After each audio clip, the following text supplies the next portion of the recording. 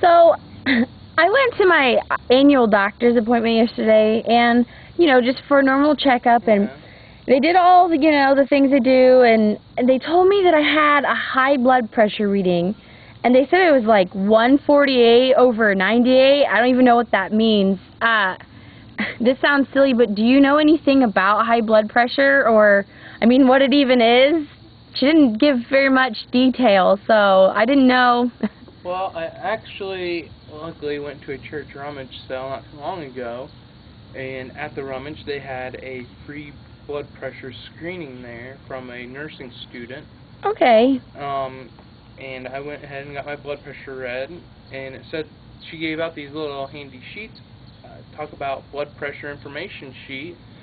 So it has some things on here. Maybe if you have any questions, this might help us answer whatever you have. I don't know. We can give it a shot. Okay, well, this might sound silly, but people always talk about blood pressure, but what actually is a blood pressure reading?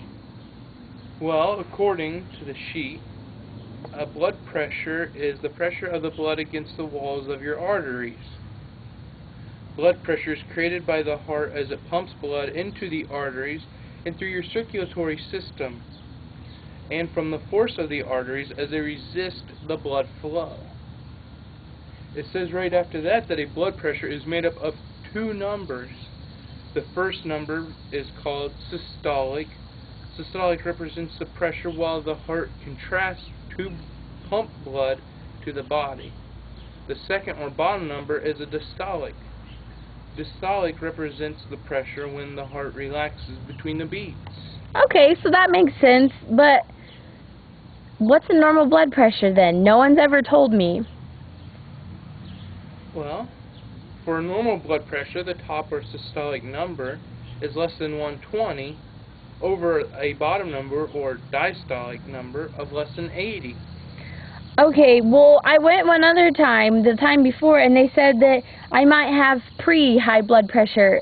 But again, they didn't really say anything about it. Does it say anything on there? It does. Pre-high blood pressure is known as pre-hypertension.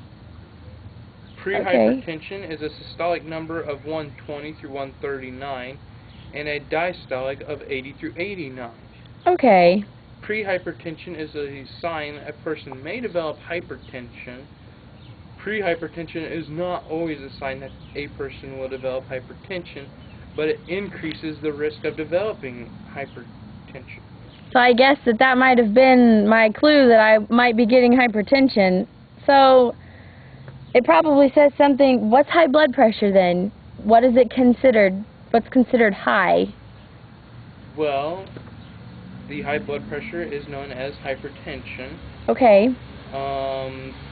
Here we go. High blood pressure is with a systolic number of greater than 140 and a diastolic number of greater than 80 or 90.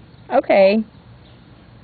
One high blood pressure reading does not mean that a person has hypertension, but it is something that should be monitored and discussed with a family physician. That's why she told me to come back in a couple weeks.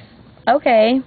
High blood pressure usually has no symptoms, though, which is why it is sometimes called the silent killer. Yeah, I didn't even know I had it until she told me.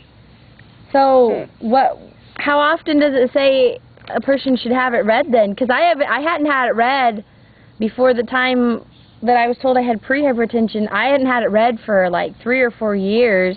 Huh. Does it say?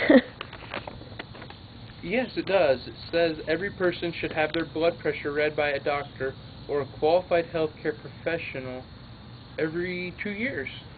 Oh, so I guess I probably should have had it a little more often. Maybe I could have caught it. Probably. Well, okay, so I know that I might have to put on medication, but does it say anything on there? Is there something else I can do with, like, maybe my diet or anything else that can maybe help me, if not take it away and get rid of it, but maybe keep it the same or manage it or anything? Well, yes. There are several things a person can do to help lower and maintain a healthy blood pressure. Okay. Some of those, it says, can be a weight reduction. I probably need to work on that one. which you can do that by your increased physical activity, which is the next bullet point, which would be like walks, running, bike riding, swimming, lifting weights. Okay. Just everyday summer things. Everything you can do in the summer Okay. and winter. Okay. Limited alcohol consumption can be another one. Well, it's a good thing I don't do that, but that's, yeah, I could see that one. Reduce salt and sodium chloride intake. Oh, I need to work on that one. I do eat a lot of salt. Increase potassium intake. So like bananas. Yeah. Okay. It talks about a Mediterranean, vegan, and DASH diet. Okay, I've heard of those. I probably would need to look it up to find out more information, though, online, or ask my doctor. Yeah, and you said something like you being probably stressed a little. Of course, everybody has stress. Manage your stress, it says. Okay. And then it also talks about eating balanced meals that include whole grains. I always hear that one. You got your fresh fruits.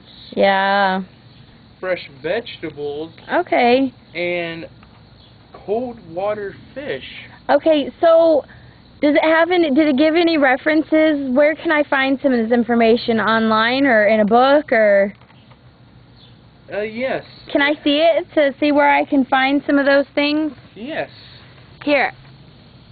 Okay, so, oh, I've heard about this one. It says ehow.com. Okay, I've heard of that one. AmericanHeart.org. That sounds like a good one. And something called IndianJMedSCI.org. Okay, so maybe I can go on here for some more resources, but, well, I'm so glad you went to that screening. That must have been a big help, especially being free. So, it was.